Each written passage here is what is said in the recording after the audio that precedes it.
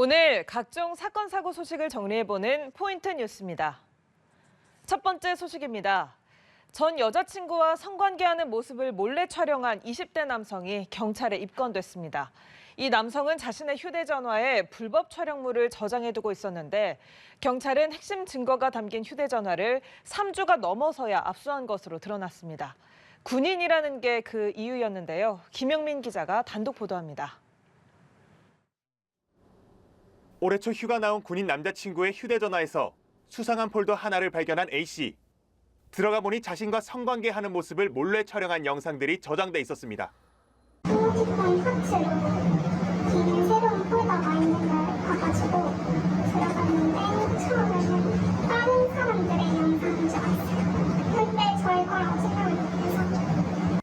자칫 영상을 지우거나 추궁하면 유포할까 제대로 따지지도 못했습니다. 그날 이후 남자친구는 갑작스러운 이별을 통보했습니다. 영상을 지우지 못한 A씨의 불안감은 더 커졌습니다.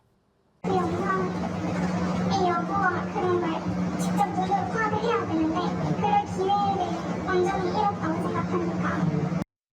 지난달 20일 A씨는 경찰에 고소장을 접수했습니다.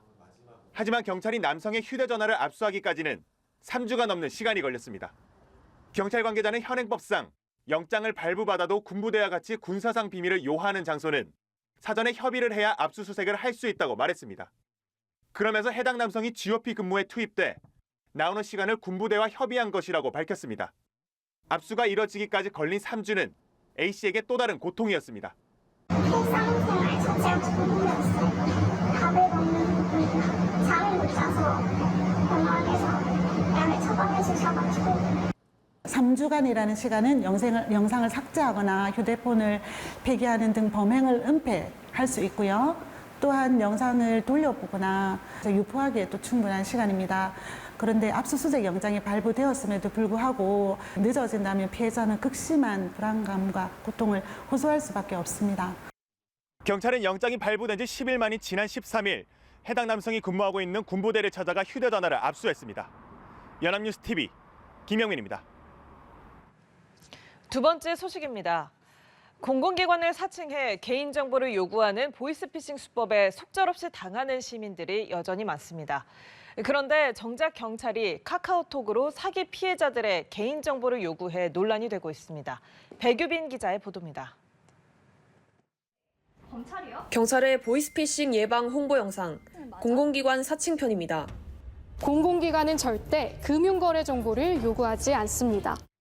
영상은 보이스피싱 신고 전화는 112라는 문구와 함께 끝이 납니다. 경찰이 휴스템 코리아 다단계 사기 사건 피해자들에게 보낸 카카오톡 메시지입니다. 피해 내역을 조사한다며 각종 금융거래 정보가 담긴 특정 애플리케이션 자산 페이지를 보내달라는 요구가 담겼습니다. 이름과 주민등록번호, 전화번호 등 개인정보뿐 아니라 신분증을 제출할 것을 요구하기도 했습니다. 피해자들이 모인 카페에는 스팸 계정이 아니냐며 경찰청에 문의하겠다는 글이 여럿 올라왔습니다. 가짜 계정으로 오해한 피해자들의 신고가 빗발치면서 계정이 한 차례 정지됐다가 복구되기도 했습니다. 공공기관은 카카오톡으로나 이렇게 개인정보와 관련된 요구를 절대 하지 않는다는 것을 계속해서 광고를 해왔어요. 보이스피싱을 방지하기 위한 그간의 국민적인 지침을 깬 거죠. 경찰은 수만 명이 넘는 피해자 정보를 모으기 위해 불가피하게 택한 방식이라며 인근 경찰서에서 접수하는 방식도 함께 안내했다고 해명했습니다. 하지만 경찰 스스로 세운 원칙을 깼다는 비판을 피하기는 어려울 걸로 보입니다. 연합뉴스TV 백유빈입니다. 다음 소식입니다. 인천의 한 아파트 단지 내 모든 엘리베이터 운행이 중단돼 주민들이 큰 불편을 겪고 있습니다. 무더위 속에 남녀노소 할 것 없이 열흘 넘게 계단을 오르내리고 있는데 안전사고 우려가 나오고 있습니다. 왜 이런 일이 벌어진 건지 한웅희 기자가 해당 아파트에 직접 다녀왔습니다. 600여 세대가 거주하는 인천의 한 아파트. 엘리베이터에는 운행하면 처벌받을 수 있다는 경고문이 붙어 있습니다. 1층 현관에는 끝까지 배송되지 못한 택배가 쌓여 있고 주민들은 힘겹게 계단을 오르내립니다. 10층에 거주하는 70대 차종선 씨도 마찬가지. 집 밖을 나갈 때마다 겪어야 하는 계단 행군에 장을 보러 가는 등의 사소한 일도 어려워졌습니다. 오늘도 얼마나 좀 덥다고 그래요. 30도가 넘어갔는데 얼마나 힘들겠어요. 계단 올라오는 게. 숨이 차가지고 그나마 중간에 한 번씩 쉬고 올라가 집에 올라가면 숨 차서 해곡되니까. 한낮 기온이 30도를 넘는 무더운 날씨 속에 주민들은 지금도 계단을 오르고 있는데요. 해당 아파트를 직접 올라가 보겠습니다.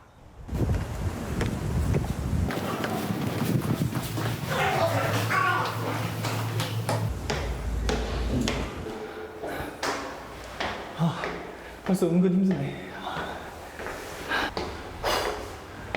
이제 10층인데 벌써 숨 찹니다.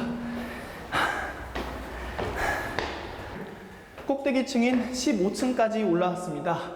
숨도 굉장히 차고 몸은 땀 범벅이 됐는데요. 건장한 30대 남성이 쉬지 않고 올라왔는데도 3분이 넘게 걸렸고 계단만 222개를 밟았습니다. 엘리베이터가 멈춘 건 지난 5일. 입주민 갈등으로 엘리베이터 수리가 지연되면서 정밀 안전검사에서 3차례 불합격 판정을 받았고 결국 아파트 단지 내 엘리베이터 24대의 사용이 모두 금지됐습니다. 진짜로 멈춘다는 건 잘 몰랐고 전날인가 방송에 한번 나왔대요. 그랬더니 그 다음날 진짜 멈췄어. 그럴 줄 알았으면 쌀이라도 무거운 거 좀 미리 사다 놓으면 되잖아. 뭐 물도 그렇고. 주민들은 너도 나도 입주민의 절반 이상이 60대 이상의 고령이라며 안전 문제로도 이어질 수 있다고 호소했습니다. 저 같은 경우는 지금 다리를 다쳐가지고 이러고 있는데 뭐 엘리베이터 있어도 자주 오르내리락 하지 않을 정도인데 걸어 올라갔다 내려왔다 하려니까 더 지나다가는 뭐 이제 어르신들은 무슨 일이 생길 수도 있는 거예요. 걱정이 많이 되는 부분이죠. 실제로 엘리베이터가 멈춘 뒤 80대 주민 2명에 잇따라 응급 상황이 발생했는데 소방대원의 도움으로 가까스로 병원으로 이송되기도 했습니다. 더 큰 문제는 엘리베이터를 수리할 부품이 없어 언제 가동이 재개될지도 모른다는 점입니다. 뭐 매스컴을 타서 그런지 공사는 많이 땡길 것 같아요. 그 다음 주부터 주문센터 이외 자재 거에 대해서는 구할 수 있는 거는 그거부터 작업을 지금 진행을 하려고 지금 그러고 있어요. 당초 4개월 이상이 소요될 것으로 예상됐던 정상화 시점이 다음 달 말로 앞당겨졌지만 주민들은 그때까지 엘리베이터 없이 무더운 여름을 보내야 합니다. 연합뉴스 TV 한웅입니다. 마지막 소식입니다. 알리, 테무 등 해외 직구 플랫폼의 판매 상위에 있는 상당수 제품에서 암을 유발하는 유해 물질이 검출됐습니다.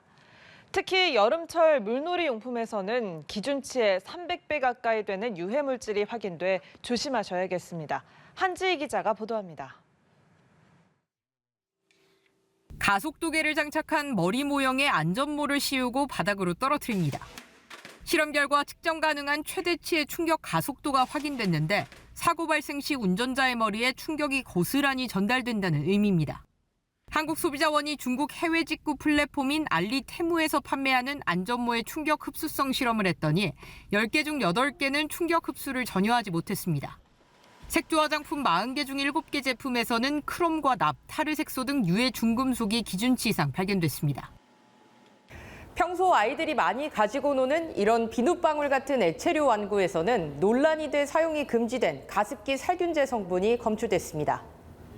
여름 휴가철 필수로 챙기게 되는 어린이용 물놀이용 튜브.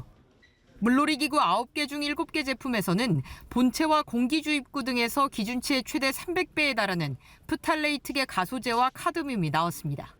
물놀이 기구에서 검출된 프탈레이트 가소제와 카드뮴 같은 경우에는 간이나 생식 독성이 있고요. 특히 카드뮴은 중추신경계에 영향이 있어갖고 학습 능력 저하가 생길 수 있습니다. 소비자원은 조사 대상 88개 제품 중 국내 안전 기준을 지키지 못한 27개 제품에 대해 알리, 테무, 큐텐 측의 판매 차단을 권고하는 한편 공정거래위원회와 협업해 위해 제품의 유통을 차단해 나가겠다고 밝혔습니다. 연합뉴스 TV 한지입니다.